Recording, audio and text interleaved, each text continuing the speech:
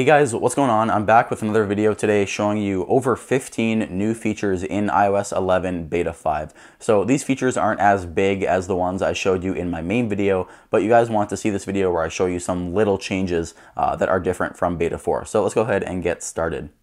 So the first one is Emergency SOS has a new animation in settings. So if I open up settings and go Emergency SOS, you can see that there is a new outline of an iPhone with a little arrow showing you how to click the lock button. So this is good if someone doesn't really understand what Emergency SOS is. There's a little diagram at the top that helps them understand what it does. So that's pretty nice.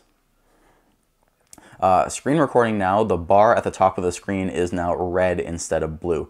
So I'm doing a screen recording right now for this video for iOS 11, and you can see there the bar at the top of my screen is now red instead of blue. It's kind of nice because I guess when you're recording something you think of that red light flashing, so I guess red kind of makes more sense when you're doing a screen recording.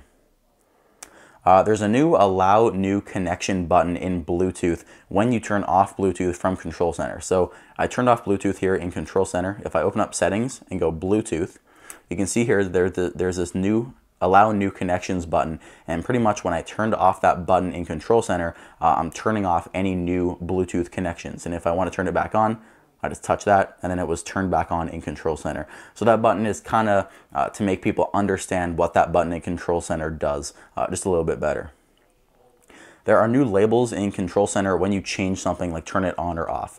So if I go into Control Center and turn on Orientation Lock, you can see there at the top it tells me that it's on, and if I turn it off, it tells me that it's off. Or same thing with Do Not Disturb, it says Do Not Disturb on, then Do Not Disturb off. So that's pretty nice. The Control Center music widget is completely overhauled. So if I go into Control Center and go into the music widget, the first thing is this button here at the top right is now a circle. Before it was just that icon, but now it has a circle background.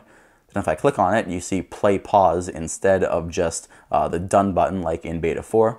And then also on the top left, you can see I have that icon of my iPhone. In Beta 4, it was just the icon of the iPhone, but now in Beta 5, there's that little rounded square behind it, just to give it a bit more depth, it looks like. So the music widget has been completely changed in Beta 5. Siri has been renamed to Siri and Search.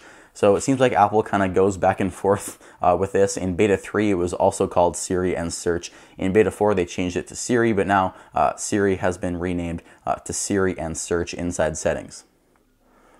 There is a new FaceTime calling sound. Since I'm doing a screen recording, I can't show you FaceTime right now, but I will put that sound in the video right now just so you can hear what it sounds like.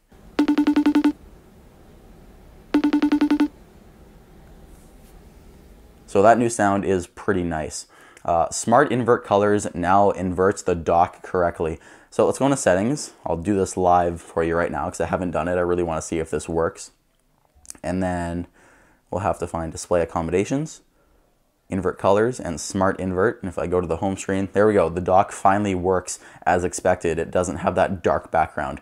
So finally, Smart Invert works better. It's becoming way smarter invert. It's actually starting to look like a real dark mode for your iPhone. So Smart Invert Colors doesn't invert the dock anymore, which is really nice.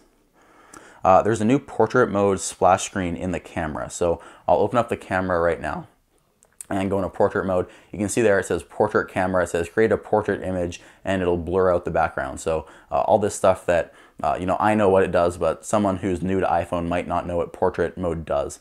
And it looks like that portrait mode is finally out of beta, because before the splash screen would say beta, which is portrait mode, but now it doesn't say beta anymore. So apparently portrait mode is now out of beta, which is pretty nice.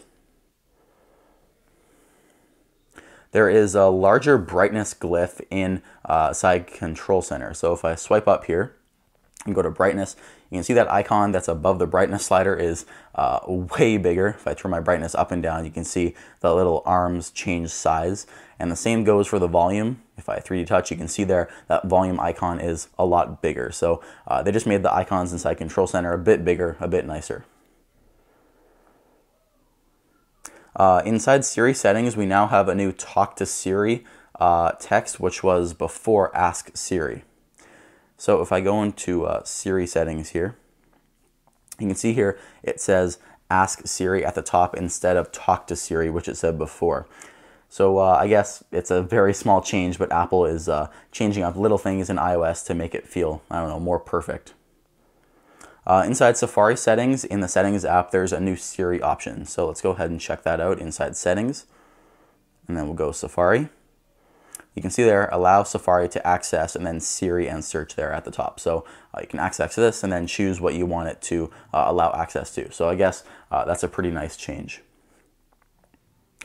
The camera level now only works when grid is enabled. So the grid is right here inside camera. If you turn on grid, it just allows you to frame your photos better.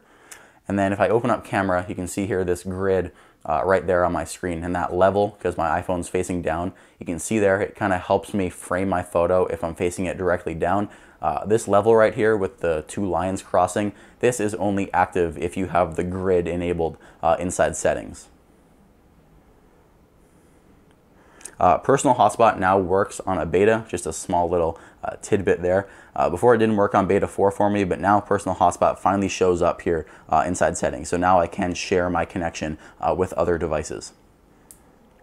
And then I think the last one, music on the lock screen now shows a location of music playback. So let's jump into settings, music, sorry, and let's play a song. So let's pause it there. Turn down the volume, and then on the lock screen you can see there it shows iPhone, and then it shows the name of the song. So a little change just so you know where your music is playing from. The last change is in the Watch app. If I go here and scroll all the way down, you can see here we have this new Nike Plus Run Club. If you click on it, it gives you the option to install the app on your Apple Watch. So Apple, I guess, is promoting Nike since they have a partnership with them anyway. So anyway, those are 15 plus new changes in iOS 11 Beta 5. Drop a like on this video if you enjoyed. Thank you guys so much for watching. My name is Mike, and I'll see you in the next video.